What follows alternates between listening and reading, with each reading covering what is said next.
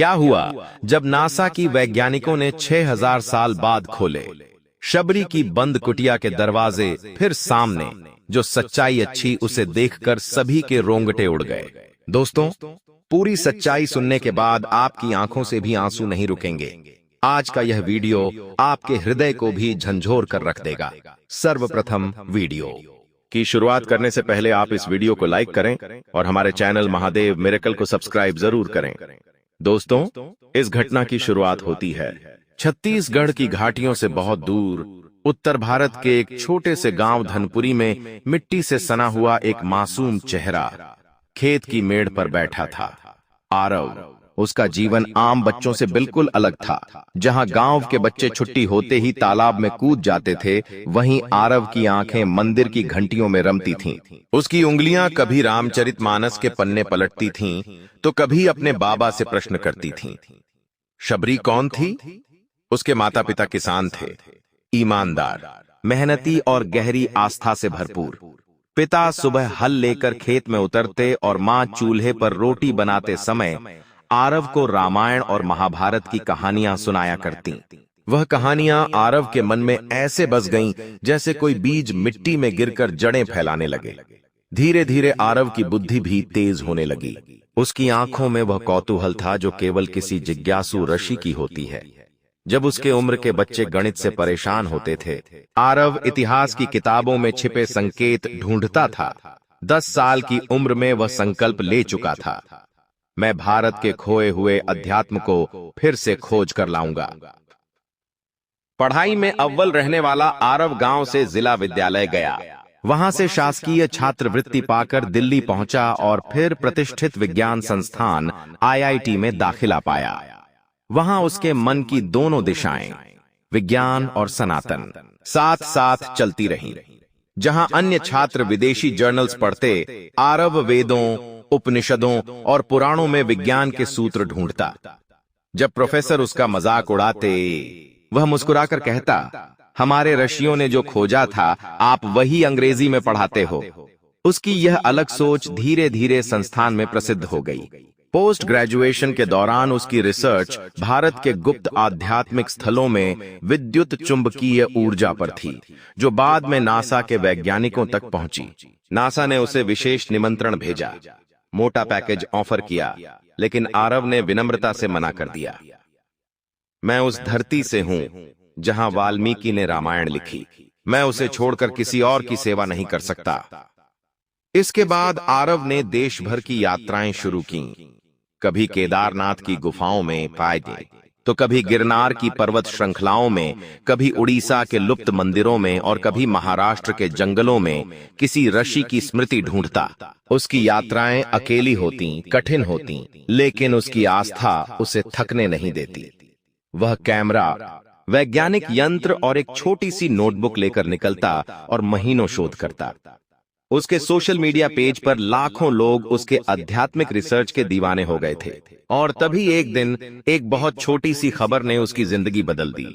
एक पुराने शोध पत्र में छत्तीसगढ़ के शिवनारायण जिले का जिक्र था, जहां किसी जमाने में शबरी की कुटिया हुआ करती थी, पर अब न तो कोई दिशा पता थी न कोई प्रमाण। यह शब्द पढ़ते ही आरव का शरीर कांप उठा। क्या मैं उस भूमि को छू सकता हूं जहां प्रभु राम ने प्रेम पूर्वक बेर खाए थे?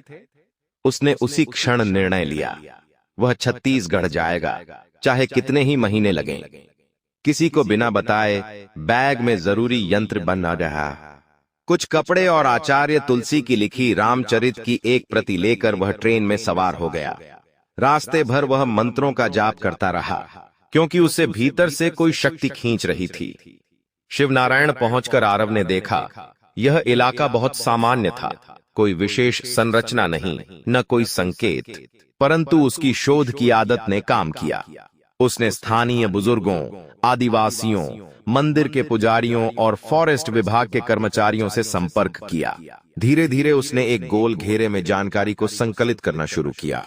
कुछ लोगों ने बताया कि बचपन में उनके दादा कहा करते थे कि जंगल में एक तपस्विनी की झोपड़ी हुआ करती थी, जिसे आज कोई नहीं जानता। कई बार जंगल की आग, बारिशों और जंगली जानवरों ने उस रास्ते को भुला दिया। आरव ने वही दिशा पकड़ ली। अगले दिन वह जंगल में घुसा। कभी पत्थरों से गिरा, कभी सांप दिखा, कभी रात को भूखा रह गया। लेकिन हर रात वह अपनी मां के शब्दों को याद करता।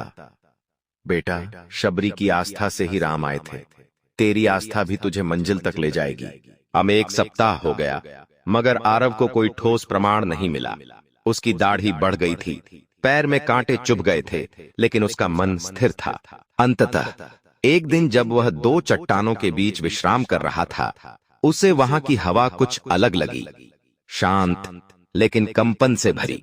उसने ध्यान से देखा, एक झाड़ी के पीछे कोई गुफानुमा मार्ग था जो समय के साथ पूरी तरह से ढंक चुका था। उसकी धड़कनें तेज हो गईं। जब आरव ने झाड़ी के पीछे छिपे उस गुफानुमा रास्ते को देखा तो उसके रोम रोम में एक ऐसी ऊर्जा दौड़ गई जो किसी साधारण खोजकर्ता में नहीं होती, बल्कि किसी संत, किसी सन्यासी, किसी युगधर्मी में ही जागृत होती है।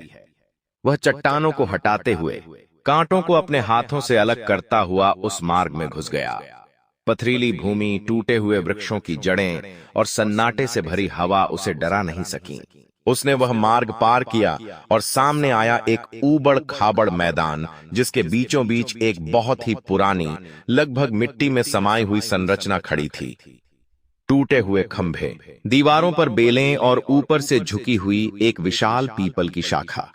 यह स्थान किसी मंदिर जैसा नहीं लग रहा था, लेकिन उसकी ऊर्जा किसी मठ जैसी गूंजती थी। आरव घंटों वहां बैठा रहा, वहां की मिट्टी को छुआ, पत्थरों पर छपी आकृतियों को अपने कैमरे में कैद किया और फिर आसपास की जगहों की मैपिंग करने लगा। उसने अपने सारे यंत्र स्थापित किए, GPS, EMF detector, thermal imaging और एक विशेष यंत्र जिसे उसने खुद डिजाइन किया था, जो शक्ति क्षेत्र की उपस्थिति दर्ज करता था। जब वह यंत्र चालू हुआ तो उसका सुई सीधे उच्चतम स्तर पर चली गई। आरव चौंका, इतनी ऊर्जा तो मैंने बद्रीनाथ की गुफा में भी नहीं देखी थी। उसी समय उसने चारों ओर का तापमान दर्ज किया, सामान्य से 5 डिग्री कम, जबकि वातावरण में कोई भी ठंडक नहीं थी। यह स्थान निश्चित ही सामान्य नहीं था। अगले कुछ दिन उसने वहीं तंबू गाड़कर बिताए। वह सुबह उठता, वहां की मिट्टी की परतें हटाता, हर पत्थर की बनावट को नोट करता और शाम को ध्यान करता। एक रात ध्यान करते समय उसे एक स्वप्न आया। एक वृद्धा झुकी कमर, साधारण वस्त्रों में, उसके सामने खड़ी थी और मुस्कुराकर कह रही थी, तू आया है, मैं तेरा वर्षों से इंतजार कर रही थी। आरव नींद से कांपता हुआ उठा। उसके शरीर पर पसीना था और कुटिया की दीवारें जैसे कंपन कर रही थीं। वह समझ गया, उसकी आत्मा ने जिसे पुकारा वह उसे जवाब दे रही थी। अब वह पूरी तरह निश्चित था कि यही शबरी की भूमि है। यही वह स्थान है जहां प्रभु श्री राम ने आत्मीयता से बेर खाए थे। आरव ने अपने सोशल मीडिया चैनल पर यह संकेत भर डाला, मैं एक ऐसे स्थान पर हूं जहां भारत का इतिहास अब भी सांसें ले रहा है, बस उसे समझने वाली आत्मा चाहिए। उसका वीडियो वायरल हो गया, लाखों लोगों ने देखा और इस बार नासा के वैज्ञानिकों ने नजरें गड़ा दी। वे पहले से ही आरव की रिसर्च को देख रहे थे, लेकिन अब बात गहराती दिख रही थी। अगले ही सप्ताह भारत सरकार को एक ईमेल मिला। नासा का एक छोटा वैज्ञानिक दल भारत के एक विशिष्ट क्षेत्र में भूगर्भीय और विद्युत चुंबकीय परीक्षण करना चाहता है। वो भारत सरकार ने जब क्षेत्र की जानकारी पाई तो वे भी चौंक गए, क्योंकि यह इलाका तो वर्षों से वन विभाग के अधीन था और वहां सामान्य रूप से जाना मना था। मगर आरव के वीडियो और अध्ययन इतने वैज्ञानिक और प्रमाणिक थे कि सरकार ने विशेष परमिशन दे दी। कुछ ही दिनों में अमेरिका से 4 वैज्ञानिक भारत आए। डॉ एम्मा हैमिल्टन, भूगर्भीय विशेषज्ञ, डॉ ली जॉनसन, ऊर्जा भौतिक शास्त्री, डॉ शाओ टिंग, एंथ्रोपोलॉजिस्ट और प्रो, माइकल रॉस, नासा के एस्ट्रो एनर्जी प्रोजेक्ट के प्रमुख। उन्होंने आरव से संपर्क किया और आश्चर्यजनक रूप से आरव ने मिलना स्वीकार किया, लेकिन शर्तों पर। आप इस भूमि को शोध के लिए देख सकते हैं, लेकिन इसे खुदाई या विकृति से मुक्त रखा जाएगा। मैं आपके हर प्रश्न का उत्तर दूंगा, पर आप मेरी शर्तों को मानेंगे। वैज्ञानिक दल हैरान था, क्योंकि अब तक वे किसी ग्रामीण युवा को इतना स्पष्ट और वैज्ञानिक भाषा में बोलते नहीं देखे थे। वे पहुंचे उस स्थान पर जहां आरव का तंबू लगा था। जैसे ही डॉ एम्मा ने अपना यंत्र चालू किया, उसमें कंपन शुरू हो गया। डॉ ली ने अपने मैग्नेटोमीटर से माप लिया। यह क्षेत्र पृथ्वी के किसी अन्य भाग से अलग विद्युत आवृत्तियों से भरा है। उनके चेहरे बदल गए। नासा की रिपोर्ट में यह दर्ज हुआ, इस स्थान में एक गुप्त विद्युत ऊर्जा का स्रोत है जो लगभग 6000 वर्षों से सक्रिय है। मगर तब तक उन्होंने यह नहीं जाना था कि यह ऊर्जा केवल भौतिक नहीं बल्कि आध्यात्मिक थी। डॉ माइकल ने पूछा, क्या यहाँ कोई संरचना है जहां प्रवेश किया जा सकता है? आरव मुस्कुराया, हां, परंतु वह द्वार बंद है। वह तब खुलेगा जब समय उचित होगा। वैज्ञानिकों ने इस उत्तर को परिहास माना, लेकिन जैसे जैसे दिन बीतते गए वे खुद इस स्थान के प्रभाव में आने लगे। एक रात जब डो शाओ ध्यान करने बैठे थे, उन्होंने अपने नोट्स में लिखा, मैंने एक स्त्री की छवि देखी जो मुझसे कह रही थी, तुम इस भूमि को छू सकते हो पर समझ नहीं सकते। अगली सुबह से वैज्ञानिक दल का व्यवहार बदल गया।